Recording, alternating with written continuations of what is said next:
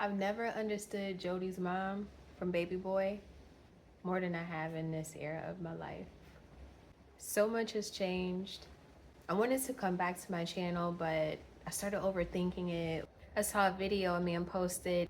The caption was, what I make in a month from social media revenue streams. He makes $112,000. Do I know if that's true? I don't. His point, make the content and post the content. Today I'm going to take you on a tour of my garden. Let's go. So let me show you what the garden is giving. Come on, Mufasa. Where is he? That's my little shadow. Can you see him? I can't even tell. Let me show you what the garden is giving, and then we'll take a little tour of everything. This is it, y'all.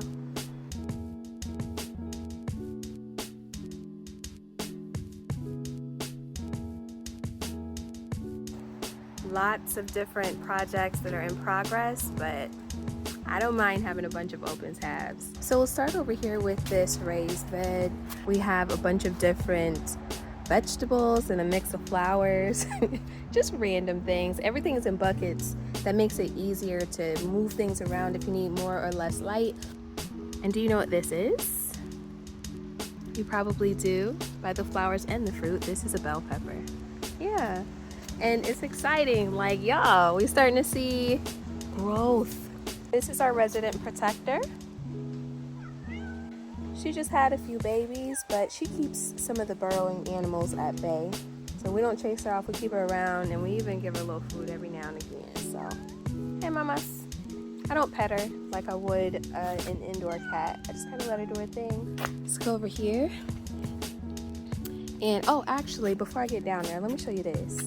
I know it looks just like an unkept mulch bed, which it kind of is, but this is what I call the Strait of Elizabeth, okay?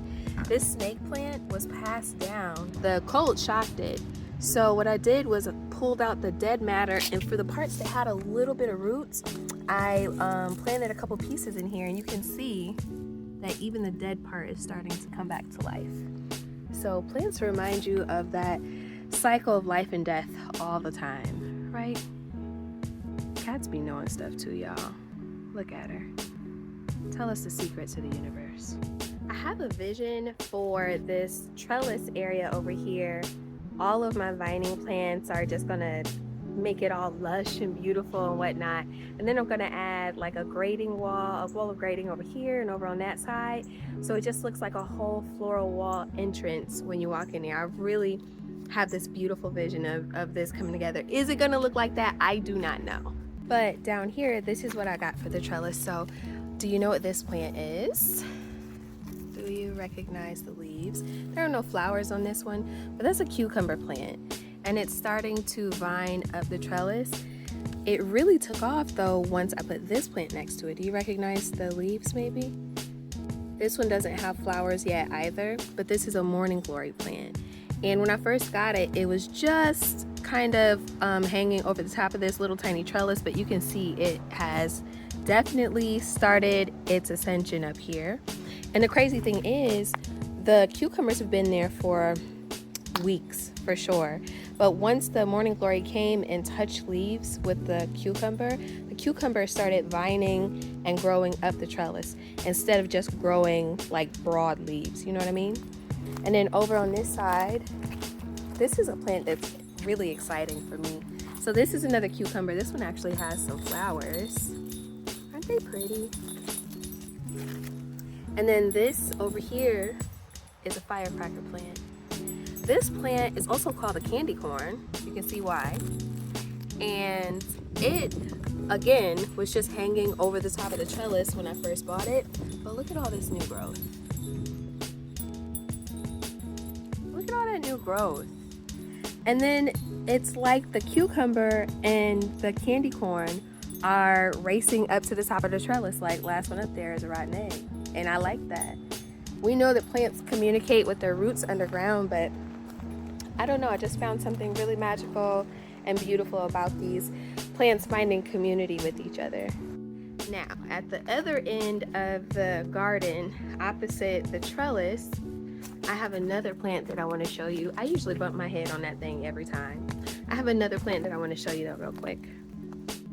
So this is probably the largest of its kind that we have in the garden right now. Do you know what that is?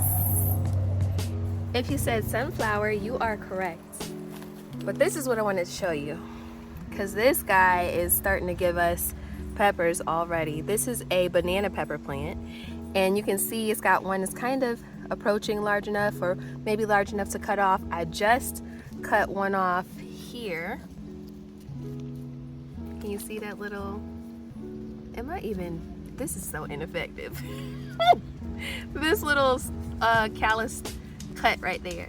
I cut one off there and I cut one off on the other side. So she's producing really, really well. And there's another plant right next to her, hoping that they kind of encourage each other. Aside from the buckets, we also have some raised beds throughout the garden just to keep the plants away from critters and pests that might want to munch and lunch on my produce. I don't like that. In this garden bed, I actually just filled it with some seeds that had broken loose inside of a plastic bag, and they were starting to grow inside the bag because they were left out in the rain. So I threw them in here. This is dianthus. This actually came back from a plant that was planted here. It's beautiful, really vibrant. And then back here, these kind of look like sunflowers, but they're not. These are zinnias. And those are kind of peppered throughout. These were bulbs that I had planted in here. And there's one, there's two, and then there's three in here. I initially buried 4, but one didn't make it. And I think those are Chinese orchids, but we'll find that out together. And then the rest of this cover I thought was clover at first. I completely forgot that I threw microgreen seeds in there. So let me show you. Like, I have been pulling these out by the handful thinking that they are weeds. And then I had to go back and look and remember what I put in there, like these are microgreens. There are people who farm just microgreens and sell them to high-end culinary organizations or institutes or facilities. What's the right word there? I don't know. But they sell them to people who be chefing. I just thought that was funny. Here I am like pulling it out and throwing it away thinking that it's trash. Which is funny because in general, weeds, there are some weeds that I really like. They're only weeds because people decided they don't want them. Anyway, that's another story. Let me show you something else. Do you know what kind of tree this is? Do you recognize her leaves?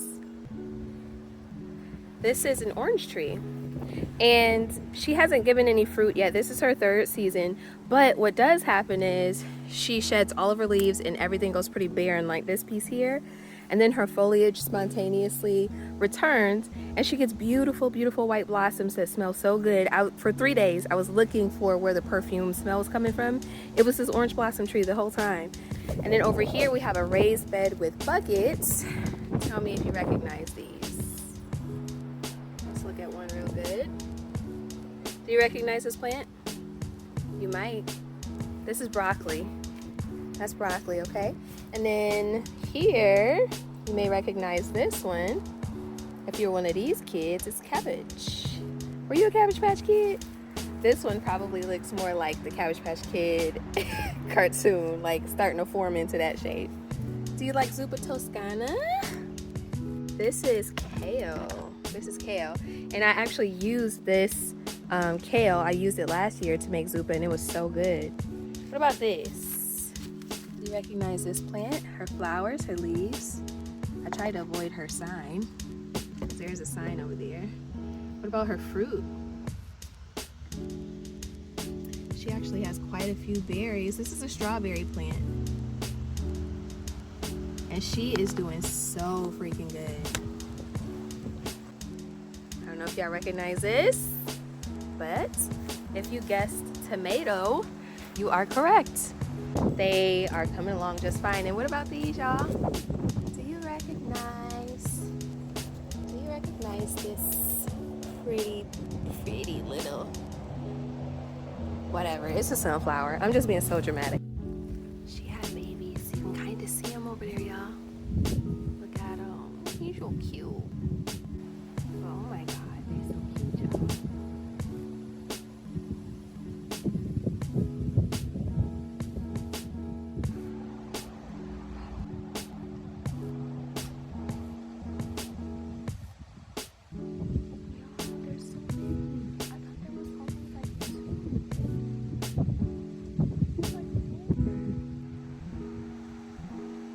pretty cool though. That's Mom. So in this next part of the garden, I did a thing again with a bag of seeds that had spilled. I don't know what was what. I'm able to identify some, but not many of the plants, so we're gonna find out what it is together. It's like a surprise. In the front here, I just scattered random seeds. I don't know what's what, but I do think that I have some radish, and I think I have some mustard greens. Back along that back row, do you recognize that plant? If you do, I'll give you $1. I'm just kidding. It's a pumpkin, okay? Halloween, I had a leftover pumpkin that I decided to smash because I never carved it. And I put them back here and it sprouted. It sprouted hella pumpkins. So I uprooted some of them and spread them out back here.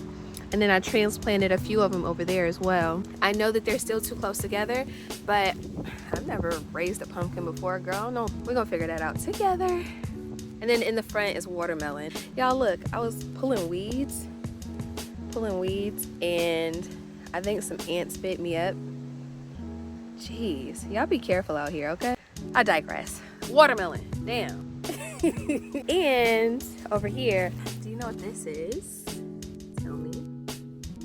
Tell me if you know, raise your hand. That is a plant called nasturtium. It makes a really pretty flower, and there's just 2 of them that have started growing in there. There's also milkweed in there. And even though milkweed is a weed, we're still gonna keep that in there because milkweed attracts butterflies and we need pollinators. Everything that we want to bear fruit, to grow a flower, it all needs to be pollinated. So you gotta welcome the bees, you gotta welcome the birds, you gotta welcome the butterflies. And it feels like a privilege to be participating in the circle of life, you know? Even though that truck was roaring right over me when I was trying to be deep. But I'm cool with it because I know me. The last thing I want to take you to see is actually in the house. Ooh, oh. Did you see that bug? Oh, and I almost forgot. Before I take you inside, I want to show you my zucchini. It's back here by the watermelon pumpkin patch. It's the watermelon pumpkin zucchini patch. The watermelon pumpkin zucchini nasturtium patch. Okay, anyway, let me show you. It's very much giving watch your step, but it's okay because the plants are in buckets, so you can move them if we need to. Now if my feet ashy, you mind your business, okay? This is the collection, and let me show you something, okay? Baby, I know you see it, I know you see it, yes! Baby, we're gonna be eating zucchini. And then the others have like flowers on them. This one had a flower that died. And for whatever reasons, not all of them grew, but we're gonna have zucchinis. And we don't got nothing else. We're gonna have one zucchini, and that's on period. And I'm excited about it. This actually came from a neighbor. Shout out to him. I had a neighbor that came over to dog sit. He came back with a little gift. And he's like, hey, do you want this plant? It's from my backyard. And it's almost invasive. So I left it in a bucket. But this winter, it looked like it was just dead, y'all, but it wasn't. I don't know if I said, but this one here, the banana tree, also looks like death during the winter. Also very much looks like death. The other thing I want to show you, my pride and joy, this little butt-headed baby. I'm so proud of her. She's like giving prodigal daughter. In her heyday, this was a Swiss cheese plant with baby bounce. I'm talking about bounce in volume, okay? So this big, I'm not even kidding. Beautiful. And then a cold front, the same cold snap that killed the snake plant, killed that Swiss cheese plant. I almost forgot to show you when I came over here to show you. You see there's a few little pieces in there that look like they might have signs of life, so I tried to foster them back into, I tried to rehabilitate them. But not all holes won't save it. No, I'm just kidding. The pieces just weren't salvageable, except for that one little wick. And it was really just a little tiny flicker of green on a piece of root. But when I tell you I'm getting my entire Swiss cheese back plant, y'all, I'm just a girl. I want my entire Swiss cheese plant back because she was gorgeous. Did I tell y'all I got this cute little bird house. Ain't it cute? And then I got this cute little bird feeder. Oh my god, that's real bird seed up in there. These ungrateful little birds, they ain't ate a single seed out of here. And really, it's because I just put these out here and nature actually needs to find it and know that it's there. But like I said what I said. But anyway, let me show you my last little treat and then I'm gonna let you go, baby. I ain't gonna hold you too long, okay? This beautiful specimen is called a prayer plant or a praying plant. At nighttime, she will fold all of her foliage up toward the heaven like praying hands. And then when the sun comes back out, she will extend her foliage like it is right now so that it can collect light from the sun. And I was really intimidated by her, but she's been extremely easy to care for. And that's with a potting system that does not have drainage holes. I've had this